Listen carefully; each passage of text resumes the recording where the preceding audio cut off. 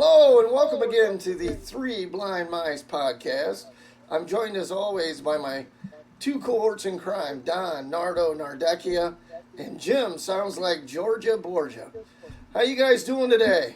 Well, it's all going good today. It's all going So good. The far, hurricane's so over. so far so good. But let me sneak this one in. Over the past couple of weeks, my mom's going to be moving up into the Maumee, Toledo area, and we're doing a lot of cleaning and stuff. So Don and Rick have been covering my backside, and I want to just shout out to them guys to thank you so much for doing that, and hopefully soon the move will be made, and I'll be able to get into some of the conversations that's been going on. So thanks, guys. Hey, Well, no you're problem. welcome. I mean, We'll it's keep you sort of like covered. it's sort of like what we've always done, but that's Yeah, neither here nor there. Yeah. Isn't that right, But Don? you're yeah. unapproachable. We're experts. We're experts at this. We're experts at You're this. unapproachable, Rick. No worries.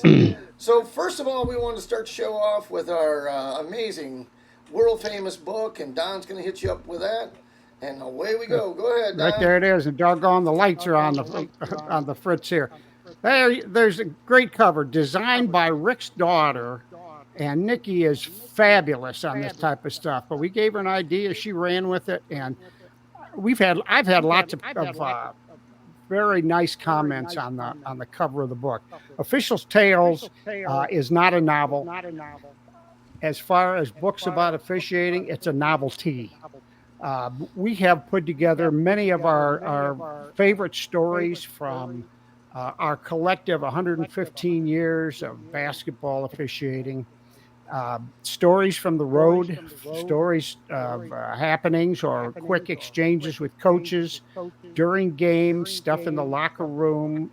It's all there, and some of those will have you scratching your head. Some of them are pretty doggone funny. They'll have you laughing.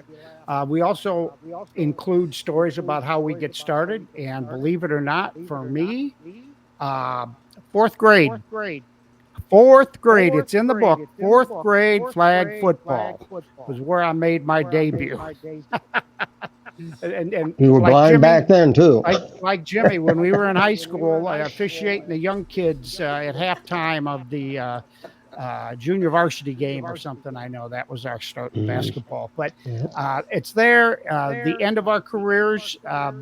It's a pretty long chapter on my behalf. The final call, and it pretty much details my thoughts about getting out, when to get out, why to get out, and everything. So it's not unlike any other group of officials don't experience these. It's just that life goes so fast when you're running the courts and on the football field that you really don't have time to write a whole lot down. And we were fortunate enough to have enough stories in the tank. I mean, there's more stories I think of, but there's not going to be a book two, I don't believe. Well, we'll see. It's a pretty complicated process to get it done, but it's out there. I think you'll enjoy it. There's a couple spots that even when I read it myself, I get tears. Start tear up a little bit. And like Jimmy Valvano said in his goodbye speech before he passed away from cancer, he said, "There's two things you should do every day. One thing is to have a good laugh, and the other thing is to have a cry. If you can have a good cry and a good laugh every day, you're going to live the best life." So, with that in mind, this is available on Amazon. All you Amazon shoppers, all you have to do is go in there and put Officials Tales book, and it'll take you right to the website. If you're going on something besides a cell phone, if you go on a pad or a computer, there are a couple of spots in there that lets you look at like the first 20 pages of the book and get an idea. Really, the way we set up the book, it was getting used to who we are. We didn't get in it and tell the funny stories. It missed by one page telling the first funny one, I believe. But you kind of get the idea of what we're telling you, and these officials could happen anywhere. This could happen to them. You could put yourself into our place and figure what would you do.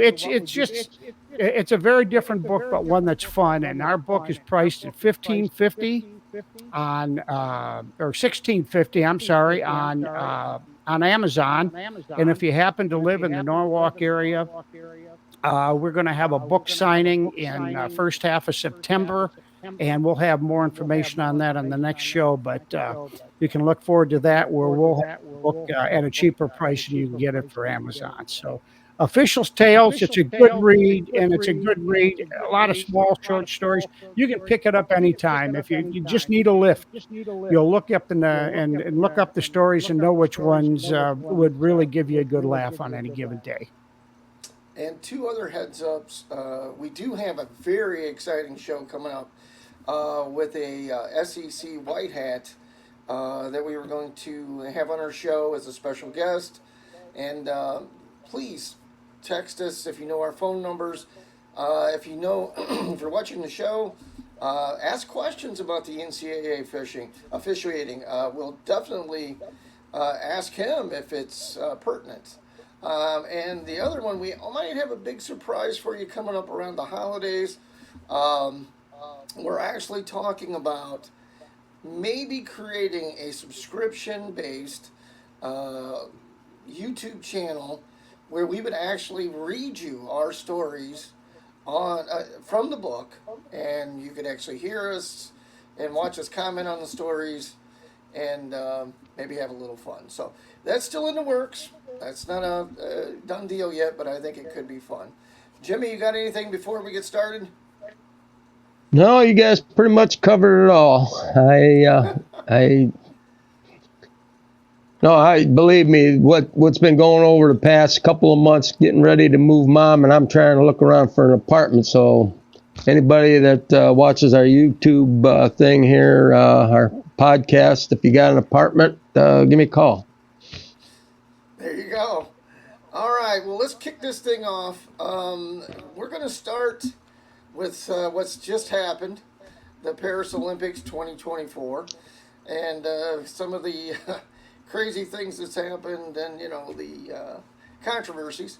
So Don actually mentioned to me if he could actually start off with us. So I'm going to let Don go ahead and launch his opinions, and then we'll dovetail in like we always did. So Don, take it away.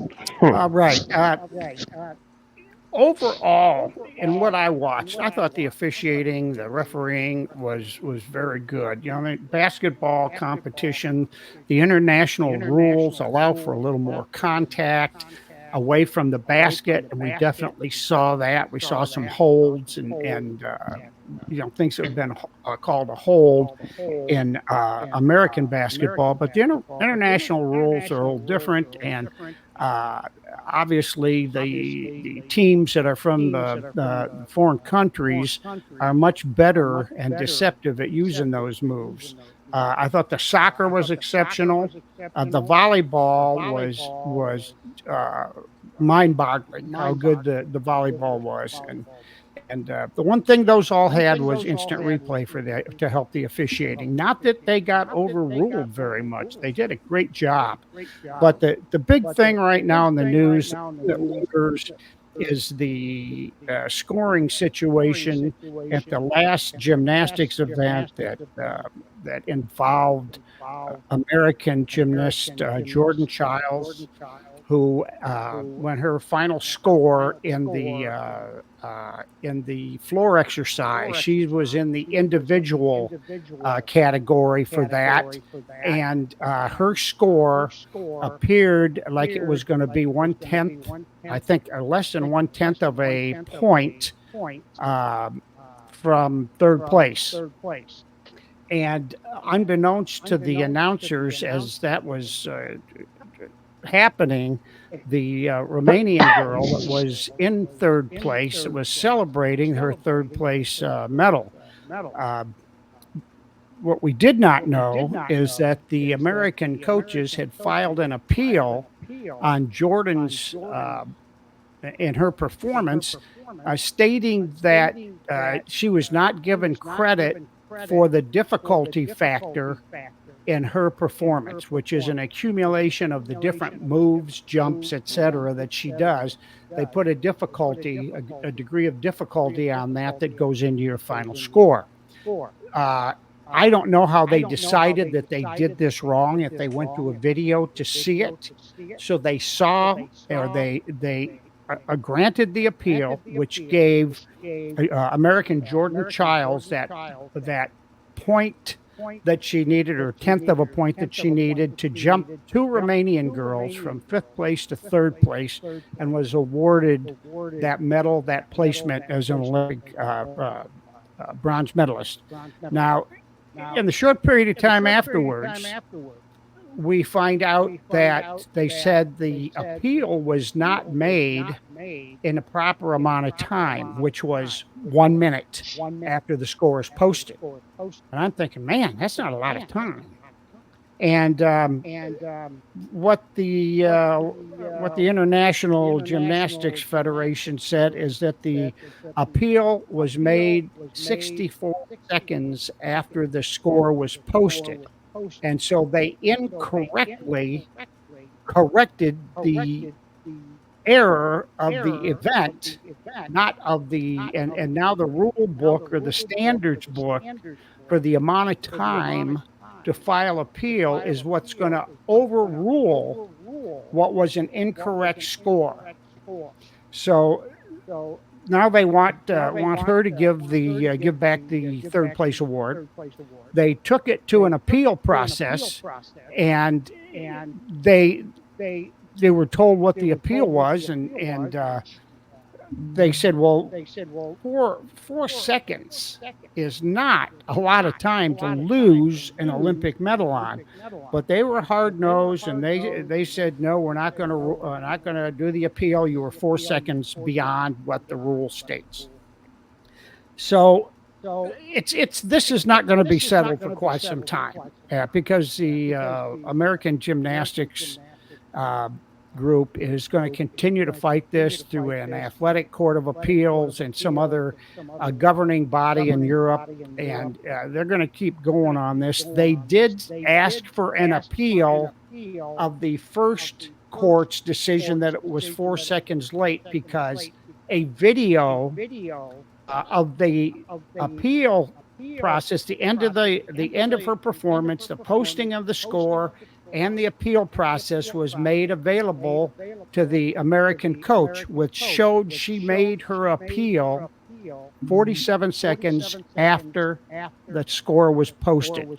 And she went back with a secondary word about it, 55 seconds. So she not only appealed, she went beyond the first appeal to add something to it. Now, the appeal goes to a designated court judge, referee, whatever they call them in gymnastics, who takes the appeal and time stamps it pretty much. They are the ones tasked with writing down all the information, who appealed, on whose behalf, blah, blah, blah, and put a time stamp on that. And that's what they went by for the timing. Well, the U.S. team, the coach, they did not get that video showing the 47 second, 55 second time lapse, which had they had that and had known that they could have used that in that appeal process, that becomes a no-brainer, because you've got real-time video showing you that it was less than 64 seconds to start that appeal process. Now, that sounds like a lot.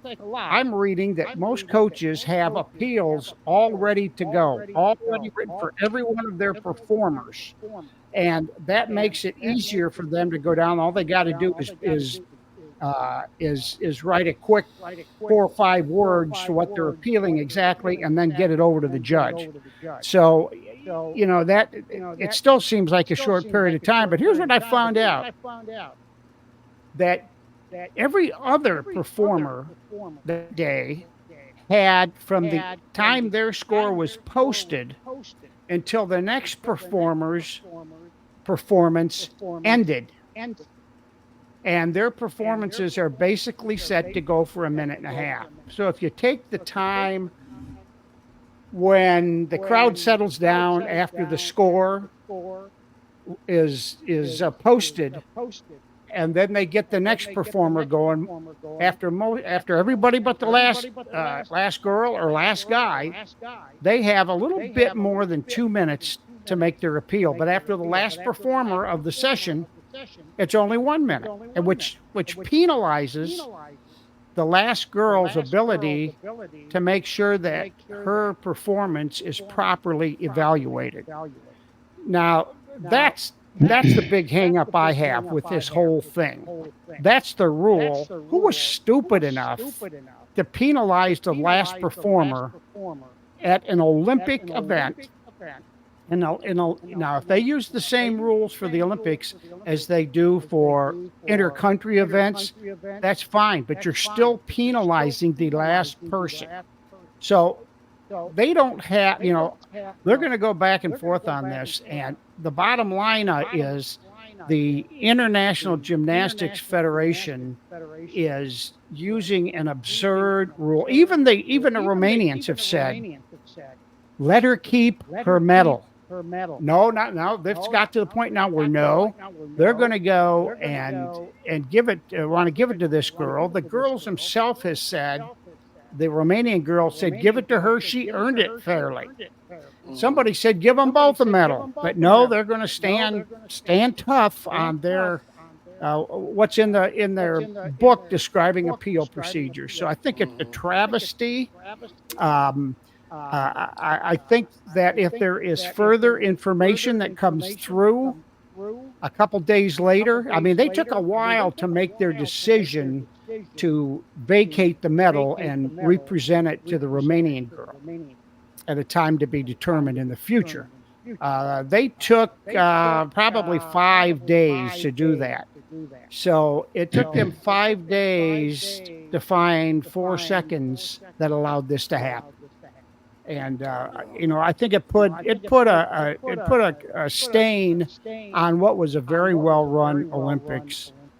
The officials did well, but again, it comes down to, like you had mentioned, Rick, figure skating, gymnastics, those artistic type of athletic events are all they are subjectively judged for scoring. Right. And I watched the diving, the finals of the diving, and there is a longtime champ from, I'm going to say China, who's excellent. But I watch American divers that had very, very good dives. Not quite as good as this guy, but had very good dives. And the scoring numbers, the difference between the guy that everybody knows is great and the American kids that are, down the ladder, it doesn't add up. And that's always been my problem with figure skating and, the one like that, when you have judges there. My wife judged swimming or refereed swimming and judged diving. You do both in high school. And she felt uncomfortable doing it. But I think you all do, because everybody judges different. But it's not an easy job the way they have it. They're just, and they can use video. They should use video to rejudge some of those dives. But other than that, the hotly contested sports, I thought the officiating was just beyond believably good. I'm done. Jimmy? You're done. He's done. That's the show. That's the show. No, I got a couple comments on that too, but go ahead, Jim. No, you're talking about that. Give both of them a bronze. Well, why you take that little thing out of the Bible there, where they had the kid and they took the kid to the high priest or whatever it was. I can't remember it right off the top of my head, and they were going to cut the child in half and give them both a piece, and they made the comment, the person that says no, give that person the child. I would rather them do that and then take the child's life, which right here in this decision is to give them both medals. I mean, if you're going to get to a point where, okay, I'm going to do this because it's a more difficult move in order to get that, half a point tenth of a point, whatever the case may be, which sounds like in this case. So Sure. I don't know what else you can do. You're damned if you do and damned if you don't. Well, So they're judged. All I did was speak of the point that was in the reason that they appealed, and that is the degree of difficulty. The other half that gets points scored to them is the actual execution performance. Right. And that's why Simone Biles, is far above most, and that she does such unbelievable things that it leaves her a little bit of leeway as far as a penalty for stepping out of bounds on one of those things. But they showed that now this girl is 4'9", 4'10", and when she does some of those jumps from corner to corner of the mat, they have frozen a camera at the top of one of those flipping jumps, and they superimposed on the screen a basketball backboard and rim that are 10 feet off the floor, and she's 2 feet above it. I mean, it's just for an instant she's that high, but I mean, nobody gets up there like that girl does. So when she gets a degree of difficulty, it's high to begin with, and sometimes the momentum from flipping three, four times and coming down, she can't stop right on a dime and her foot steps out. But they take away a certain amount for stepping out of bounds, but she's probably already covered that in a much higher degree of difficulty. So there's two things that go into there, but it's pretty amazing. I actually saw collegiate gymnastics over at Clemson. They started a team, and they were outstanding, and the couple of teams they brought in were just amazing. I watched football players in awe of what those girls are doing, and I asked one of the freshmen that was a starting defensive lineman. I said, "Hey, I saw you were a little bit blown away by them." They were sitting right down near the front, and he goes, "Those girls are unbelievable. They're inhuman, some of the stuff they do." And I mean, that's these guys that are, in their own right, in their own sport, they're pretty darn good, but they were really amazed at those young ladies. Not to mention that 4-inch beam they do stuff on, which is amazing. Wow. Anyway, no chance I'm doing that, I can tell you that. But anyway, what I was going to mention too, we're talking about officiating, which is what we're all about here. We do have rules in basketball and football, that they're correctable errors and so forth and so on with timing. But segueing into our next segment here, there is the letter of the rule, okay? But as you'll find in our book, there are times we go just left of there because it's the meaning or the application of the rule in real time can be a detriment based on an accident versus what we really should be doing here. So without giving you the story, I know which one we're talking about there at Firelands High School. Yeah. So, you really have to read the book and read about that, but how we handled it. Now, by rule, we should have done it one way, okay? But the right thing to do is what we did. So, with that being said, we're going to segue right into some rule changes we're having for football, because football is just around the corner. And even though we've got the OHSAA stuff up there, this is going to be for high school throughout the country, probably except Texas. I think they're still playing over a different set of rules, and I think they're the only state in the U.S. now that uses the rules that they do. But OHSAA plays under National Federation of High School Associations sports rules. So away we go. Now, Jimmy, you're a football guy. You can ask questions, feed in here. Don and I ref football. So, and away we go. So we're going to talk DPI. Now, that's defensive pass interference. And they basically have outlined what they are and what we're looking for this year. There's 6 categories. So early contact by a defender who is not playing the ball is defensive pass interference, provided the other requirements for DPI have been met, regardless of how deep the pass is thrown to the receiver. Now, there's a lot of scenarios we could get into here where this would apply. The ball's over the head, the ball, so forth and so on. But let's go through what they're asking our officials to look at. Playing through the back of the receiver in an attempt to make a play on the ball. Okay, now we've seen that, right? We all have. All right? Mm-hmm. And I know a lot, it just depends on interpretation. Some guys think, hey, they're both got an opportunity to play for the ball. I believe what they're trying to do here is keep guys from jumping on somebody's back to get to the ball.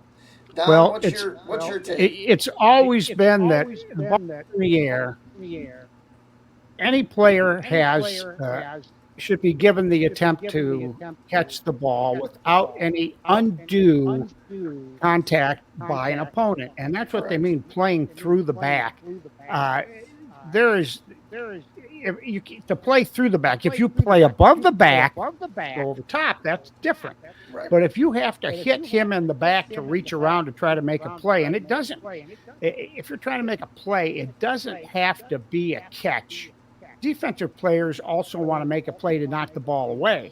But if you're going through the back to try and do that, that's going to be an interference. Now, if you're coming up on the side of them and reach to make the play, now if you get your hand onto the ball in front, you're probably going to get through that. But it's when playing through the back, not from the side. But as long as you don't hook them, if you hook them and turn them and then play the ball, no. You're right. Jimmy, you're a receiver. What do you think of that? Hey, I wish I knew that we were going to get into this, because my junior year we had played down in New London, Rick's alma mater. I think they pay the refs down there a little bit better for some odd reason. But there is a picture in the rule book, or not in the rule book, but in the yearbook, of me going up for a pass, guy hitting me high, guy hitting me low, and the ball's not even in the picture. That's when we had our 24-game winning streak broke at New London. And they had double-teamed me, hit me at the line, did everything else that game. And the last two plays of the game, that was the second last, and you can clearly see that there should have been a pass interference. And then the very next play, they dropped back to only a single coverage, and I mean, that ball was about the width of the ball off my, fingertips, because if I'd have caught it, I was gone. No doubt about it, because the guy that was defending me, I took a step towards the sideline. He went with it. He slipped and fell, because I saw it in the game films. It was a touchdown. The only question a lot of people were thinking, do you think Godfrey would have kicked it for the tie? And I go, hell no. We would have went for it. A tie is like kissing your sister, as they say. But maybe I can find that yearbook and show you the picture, because the ball's not even in the picture. Is that when they actually had to when I stood up, I'm looking for the flag and I don't see it. So back in them days, I turned to the referee. I started in. Coach Godfrey grabbed me by the jersey and pulled me back. And next thing you know, the referee's throwing his flag now because unsportsmanlike conduct on him. And he continued it, and damn if there wasn't another flag after that. So now we've been moved back 30 yards. And again, the last play of the game is to me, and that's the only two times that they've thrown to me the whole game. But I will definitely find that yearbook and get that picture for our next broadcast. That'd be great. But do they pay extra down there, Rick? They never paid me extra when I worked there. No. I'm talking about the referees, getting paid extra to make sure that. Well, let's put it this way: when New London came to town the following year, We took care of them. We recovered 5 fumbles in there. Well, there you go. So So number 3, grabbing and restricting. So grabbing and restricting a receiver's arms or body in such a manner that restricts his opportunity to catch a pass. Now, we see that all the time with, especially when you got a one-on-one matchup down the sidelines normally, and you got the one guy holding the other guy's arm, and the receiver's got the one arm out. So that would be automatic defensive pass interference, or any other way. I mean, you're holding the shirt, holding the, we've all seen it. So I don't know that, Don, you have any input on that, or, I mean, that's pretty self-explanatory. Yeah, it is. And usually if we see it in high school, it's pretty obvious. Oh, They yeah. get better at it when they go up to the college level and to the pro level. It's not as easy to see. You need to see that instant replay a couple times to pick it out. But yeah, it usually it's a last ditch effort Sure. Well, and to you stop have the the hand pass. fighting too. We see that all the time on the sideline, especially the hand fighting between the two, trying to get a little space. So that's going to be a slippery slope. So you're going to absolutely have to see before you throw the flag. So, okay, the arm bar. Now this is interesting. Extending an arm across the body of a receiver, thus restricting his ability to catch a pass, regardless of the fact of whether or not the defender is looking for the ball. Now, I'm kind of wondering where they're trying to go with this. I don't know if they're, we already have a clothesline penalty, I'm not sure exactly what they're trying to come across with, because there's also pick plays that the offense runs. So that's going to be also a split the hair kind of deal. So, Don, you got anything on I think what they're trying to watch is when a receiver is about to go up for a catch or extend his arms for a catch, the defender has his arm in a position in that this guy can't get through his arm. He's holding basically holding an arm by just extending it, locking the elbow. There's a lot more strength in that. Sure. When you lock an elbow rather than keep a bent elbow, and a lot of receivers, because their arm is being held, they'll do like a swim stroke where they'll just go straight up in the air with it to break free, or that way the referee sometimes notices he's being held. And so I think they wanted to make that known that that's not going to be allowable. And that's one thing that maybe it's creeping back into the high school game. Sure. And they just want to stop it before it gets accepted. You got anything on that, Jim? no, you're just watching the games and thinking, how did he get away with that, and how could the referee standing, all of maybe 5 to 10 feet away or more, that you can't see it, and then all of a sudden, like in basketball, sometimes you got somebody that got just a little bit better picture of it and not blocked out for that split second. Yeah, you hope you have good crew on those things, I guarantee you. So let's go to number 5. Cut off. Cutting off or riding the receiver out of the path to the ball by making contact with him without playing the ball. So basically what they're trying to say is they don't want you redirecting the receivers anymore. Okay? So, Don, you got anything that's pretty self-explanatory? Well, yeah, this is those defensive backs that play with their back to the ball and read kind of read off what the receiver is doing. And if the receiver is just basically running a fly pattern, and they see him looking, and when they see him looking for the ball, they're expecting that the ball probably in the air, or if it's a shorter pass, about to be in the air. So when they see that, they lean into that person. They're both running. They'll lean into him and try to bounce him out of the line that the quarterback's throwing down. That's Now, it. again, this is once the ball's in the air, that's pass interference on the defense. They're taking away the path that the receiver has already established. That's correct. So that's you see the contact, but you have to, as an official, and this is where it's tougher in high school. There's 5 potential receivers on every play. Yep.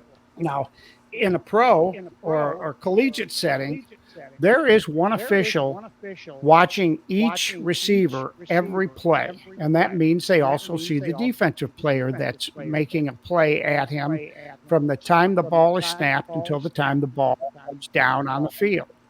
In high school, there are only 3 officials, which mean if every legal receiver is out, that 2 officials have 2 players to watch. Yep. So in order to see everything, it's not easy in the high school game. Some of the mechanics changes that Ohio has put into place in our mechanics manual are trying to address covering parts of the field that a 5-man crew are weak at seeing. And we understand that, and we try to patch up that hole a little bit there. So in number 6, hooking and restricting. Hooking and restricting a receiver in an attempt to get to the ball in such a manner that causes a receiver body to turn. So we talked about this. So that's like an automatic flag. Usually that comes from the back judge in high school. We see that pretty easily. So Don, you have anything on that, or that's pretty self-explanatory? Yeah, that's been happening for a lot of years, and the thing is, the people in the stands see that they watch the pass and they watch where it's going. They don't look officials. You can't be a spectator to officiate. You gotta know what your keys are, and then you have to watch your keys as the play develops. And in a situation like this, you get a new referee back there that has been trained very well, and he's going to be doing the same thing. Now, as I was backpedaling, I was watching my guy. Sometimes it was the tight end, coming up the middle. Sometimes it was a wide receiver. But you watch them, and you also know what's going on. Is this pass developing, or is this about to break down into a run? But you still watch your people because there are restrictions, or we'll get into the offensive restrictions.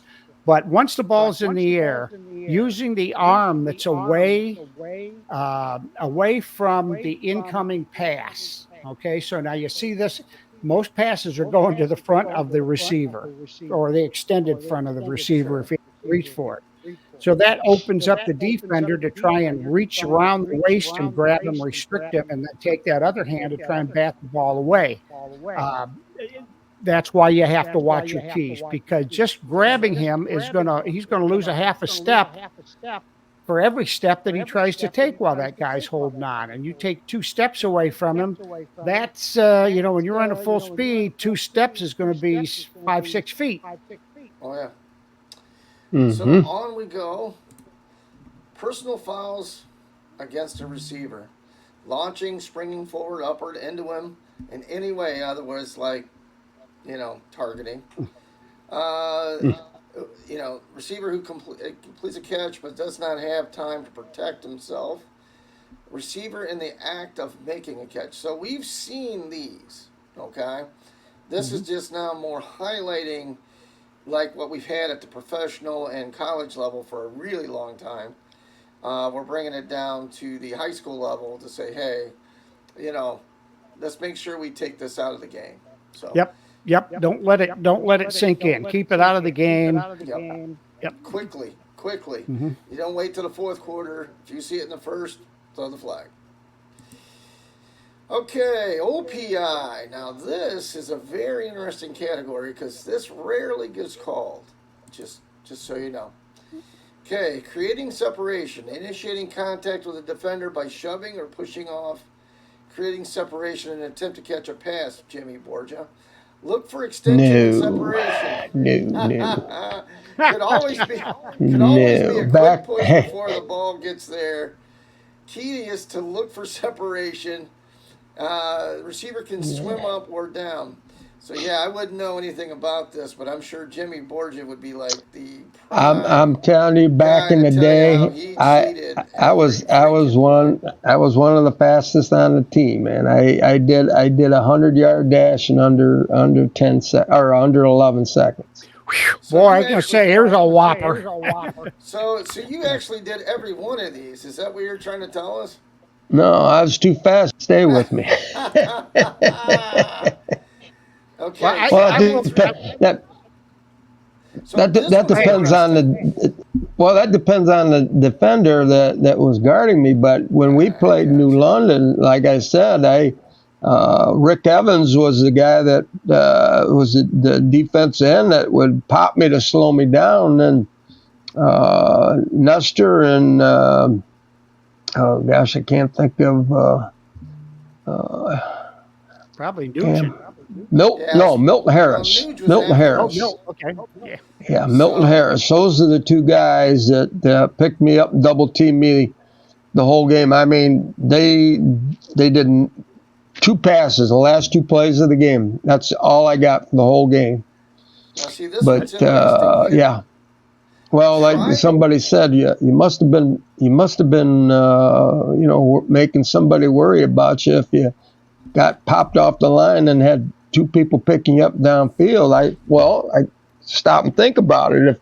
If two guys are picking me up, somebody's got to be open. you would I mean, think. process of elimination, whether they could get open or not was the thing. But Now see, this one. no, Creating separation here.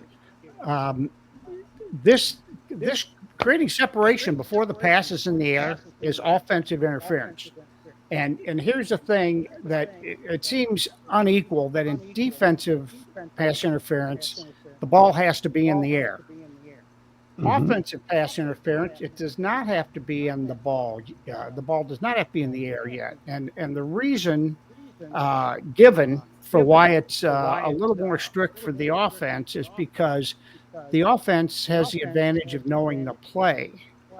So in order to create kind of an equal opportunity for both teams, this guy cannot go down. And I'll tell you once where it happened in a game I had, and we had a very neutral observer there, but we had an overload of receivers to the offense's right side. They had one guy out on the left. Play starts and everything moves to the right side. The line kind of slides to block. The quarterback rolls that way. And all of a sudden, he turns and throws a pass right into the center of the end zone, center of the field, side to side centered, and caught for a touchdown. Then the pass, as he's catching it, there's a flag going down by the official on the other wing. Okay. Come in. He goes, he pushed off. And we got offensive interference. So no touchdown.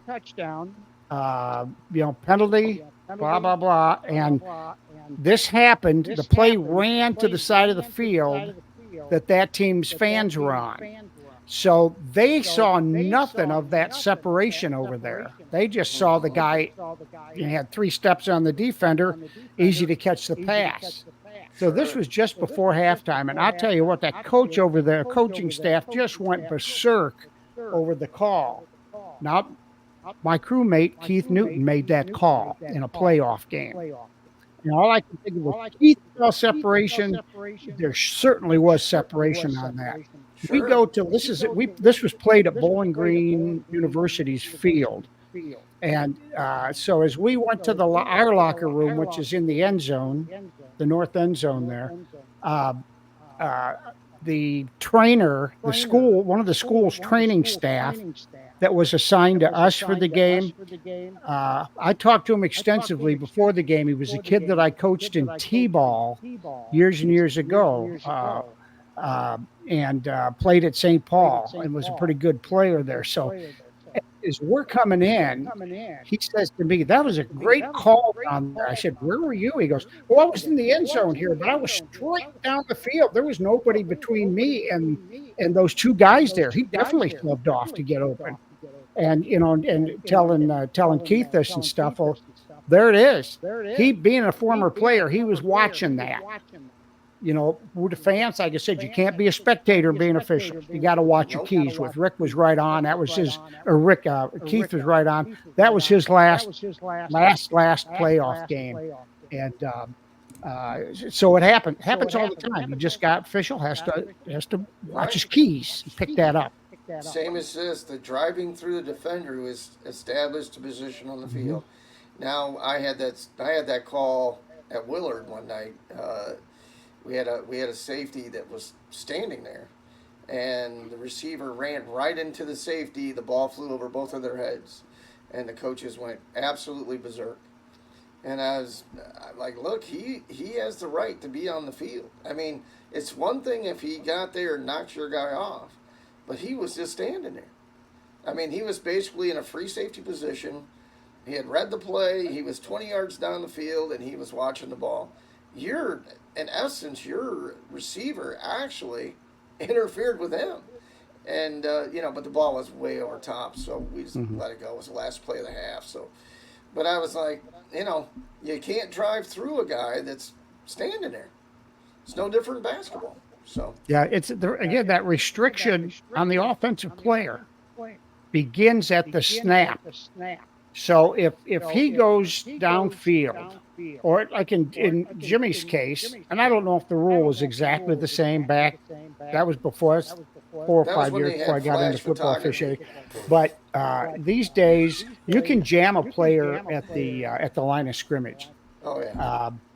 But if you have to be up on the line of scrimmage to do it, if you're five yards down and this guy comes up and fakes and tries to go around you, once he makes that move away from the defender can't knock him off his feet, can't come up and delay him there, or that's going to be a penalty. Likewise, the offensive player can't go down and then cut back in and block somebody.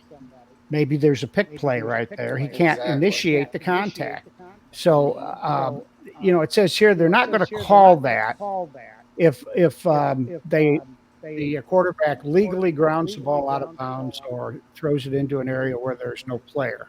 Right. But if there's, that play continues, let's say a player is legally downfield, an offensive receiver, and it looks like the pass is not going to be made, and it looks like the quarterback's going to run. So this guy turns and looks for the closest defender and knocks him on his keister, and then all of a sudden the quarterback stops and throws a pass. That's offensive interference. Yep. The offensive player is restricted from contacting a defensive player to take him out of a play that ends up being a pass play. Now, if that quarterback would not have thrown the ball but would have run it, that block is fine.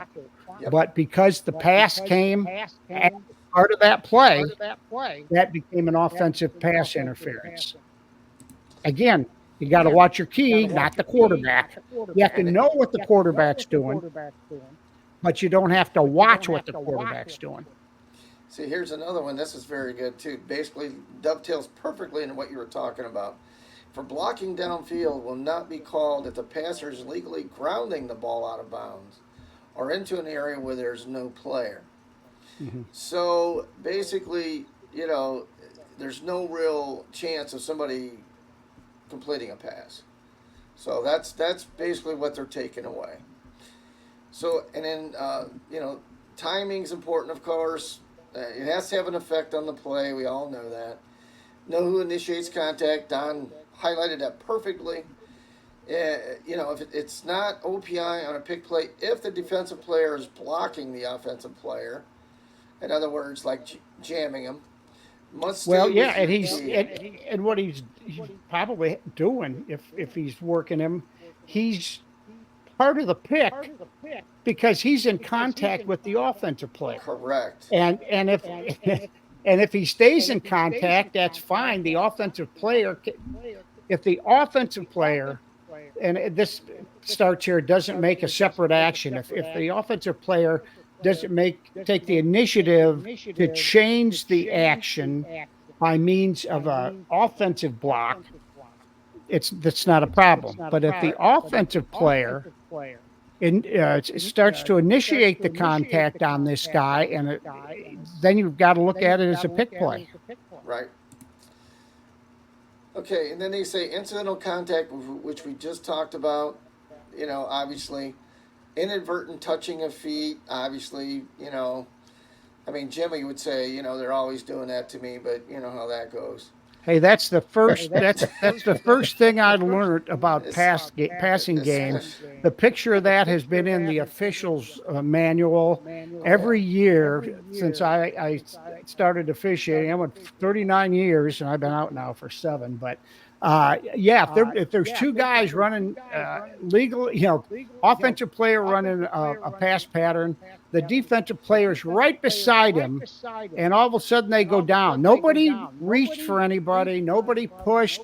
Their feet got tangled. That's been a no call since I first stepped on a football field with the striped shirt back in 1978. That's right. And then contact that would normally be considered pass interference, but the ball is clearly uncatchable, which is what I highlighted earlier in my discussion. So I don't know if we'll see that signal by the officials, or if they'll just, what is it? Something like, oh, I know it. Pass it over the head. Not catchable. It sounds like they're introducing that into the high school game. All right, and then the notes are, obviously if there's any question of contact is incidental, the ruling should be no interference, obviously. That's a good thing about football. You can actually replay the play in your head for a second before you. One thing is we're going through this and stuff, and that I was a former wide receiver up here at St. Paul in Norwalk. My coach always told me when I was catching the ball, why do you have your hands in a certain way like this? The ball's coming in, and you've got your hand up, and you're blocking your vision of the ball. If you watch it in the pros in college, you can see why so many passes are dropped. When I was coaching junior high football, and the young kids were going out there and stuff, and they kept doing this, I said, okay, I'm going to put my hand in front of your face, and then I want you to tell me how many fingers I got up. Well, I can't see it. Well, you're doing the same thing when you turn your hands a certain way. Your hands here. The ball's coming in here. Why not catch it back here? Because then this hand is stopping the ball from going past you, while the other hand, you bring it in. Sure. Next time you watch a pro or college or even a high school game, watch how those kids and the pros and the college guys are trying to catch the ball. I sit here on a Sunday and I'm thinking, turn your hand the other way. Use it to help you stop the ball from going past you. And then once it hits that hand, then use the other hand to bring it in instead of putting it up in your face and blocking maybe 50% of your vision. Fundamentals of catching the ball. Okay. Now there's just, obviously these notes are just, keep in mind, defensive players have as much right to the ball as the offensive, and we know that. And pass interference for both team ends when the pass is touched. Now, targeting does not end, however. So you have to keep that in mind. What they mean by that, if we have a pass that goes out and it's touched by either team, goes in the air, and another a defensive player goes to grab it, and the offensive player comes in and tackles him before the ball gets to him. Sure. It's nothing, because the ball had been touched on the field of play by either one member of either team. So that's when pass interference rules are suspended, is when the ball, the thrown ball, is touched by a player. And then Don actually was pretty excited about, well, me too, to be honest, some of the new penalty enforcement rules, especially holding in the backfield. I love this. The 17-yard holding penalty on a pass play is gone. It used to be spot of the foul. Pass play, yeah. So that you got the lineman coming back. You got the one of the backs still hanging in the backfield to catch a blitzer. And if one of those guys, who they're probably 5, 6, 7 yards off the line of scrimmage, is caught holding, the official throws the flag at the spot. Right. Year throws the flag at the spot, and if the defense wants to take it, the 10-yard holding penalty is marked off from the spot of the foul in the offensive backfield. So many times that 10-yard penalty actually put the ball in play 17 yards back from where the previous play was. That's right. Now, one of the toughest things to do in football at any level is to put together a drive, maybe a drive of more than 6 or 7 plays. And you get one in a pass play, you get one of these 17-yard penalties, it really makes it tough to do any kind of a drive, sustain a drive. That's a drive killer right there. Sure. And, I've seen statistics about where most drives start like between 30 and 40-yard line, opposite the end of the field where that team will be going to score. You give them 6 plays from the 35-yard line, they're going to get to about the 45-yard line. If they have one of these things in here, they're sunk. Yeah. So I think it's a great, it's long overdue. Right. The actuality from an officiating standpoint, it makes the penalty enforcement, knowing where you're going to start the enforcement and knowing how many yards. There's so many factors in there for a referee that has to know that all this stuff on the chart you're looking at all creates officials having to be ready to change what they've done for years this coming season. So, hey, if you're going to a game and there's a little bit of a huddle of the officials after a penalty in the offensive backfield, they just want to get it right. After all the years they've been, this year, those rules have been changed. The rules for what you can do, not the rules for what you can do, the rules of enforcement is going to come from. Right. I think, as you're talking about this, and it's the same thing like in basketball. I had a game down in Worcester one time, and they were coming up, and I'm counting for the 10-second call, and the opposing team had come up to do a half-court press, and the kid had went over with one foot and then come back, and I'm hearing this lady in the front row, that's over and back. Well, by the time I got to 9, the coach called a timeout. I went over towards the sideline, and I had my hand up in the air asking who was yelling for an over and back, and this lady said me. She said his foot went over the line.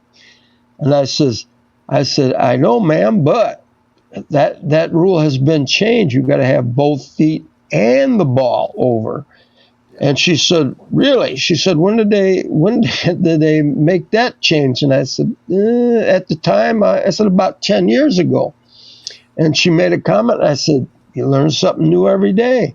And I think as you have a few rule changes, as you guys are talking about in football, I think it would be a good idea for the home team to put that little bit of a change in there so people don't go berserk, something they have no idea about. And I don't like to say it about some of the coaches, but we used to give them a hard time. We'd have our state interpretation meeting in Sandusky, and then the season starts, and then all of a sudden they're yelling about something. I says, Coach, I saw you in the back talking about going where you were going to go get some beer and pizza after the game. You weren't paying attention. I said, not that I was, but we already knew where we were going to go. We were sleeping. But I will tell you this, because, I did a lot. When I did football, I normally did line judge, head linesman, some back judge, which, that really doesn't affect that guy in this scenario.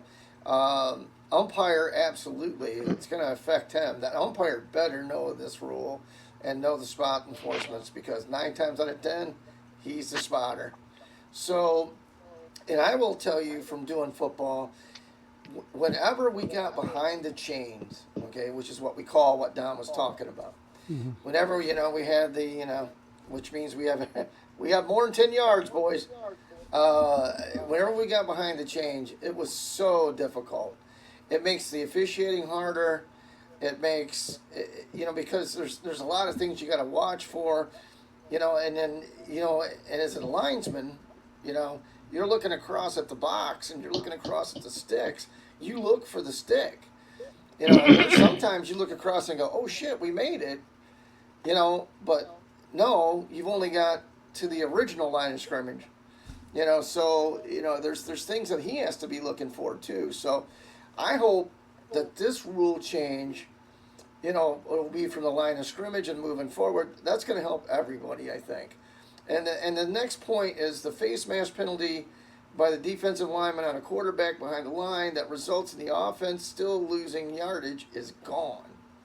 Well, I like that too, because the idea of hurting a player which is what you're doing with a face mask.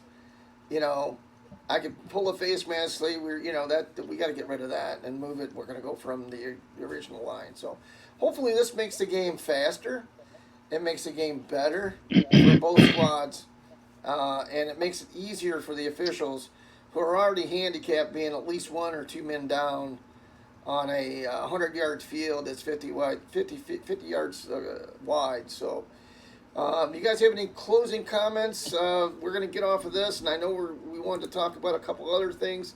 Don, you had something you wanted to mention, and then I do too, and Jimmy, you probably do as well. So, let's close it up, Don. Go right ahead. Yeah, a couple of weeks ago, we lost a really good friend and a guy that is known so well in our part of Ohio, and that's Bucky Hallock. He was an established official when Jimmy and I started. He after he got off the court, he still came to our rules meetings. You could see just how he was so into basketball. He played at Sandusky High.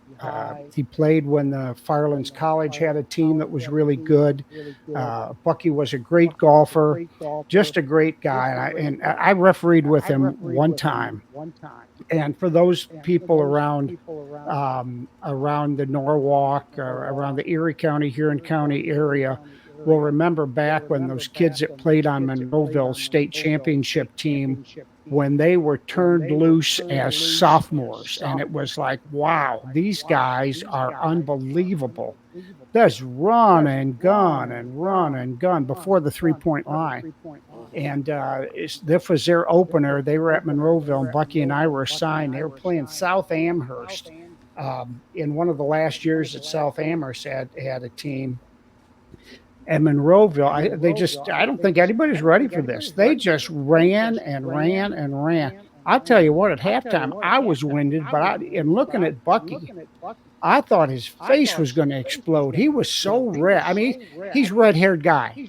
So running, he's going to have red cheeks, he's got a red forehead.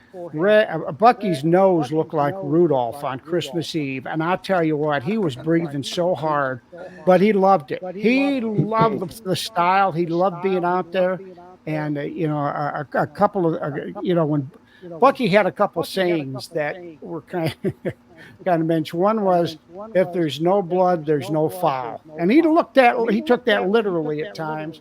And then when he was doing junior high games, after he got off after the varsity games were too fast for him, he'd tell the coaches, most of them who knew him and that he had known for a number of years, he says, "Okay, guys, you know the rules on dart ball night. No fouls called in the first half. I got to get to dart ball." I love it. Jimmy, No, with Buck. My first encounter with Buck was St. Paul had a men's tournament up in the old Cracker Box, as we'd call it, and was like one of the first few games that I'd done once I got my license and stuff. and Buck and his buddies come up with their team and stuff, and I made a call, and Buck over there questioning my call, and he made a comment. He says, "Well, do you got your license?" And I said, "Yeah." He said, "Where did you get it, or where'd you get it?"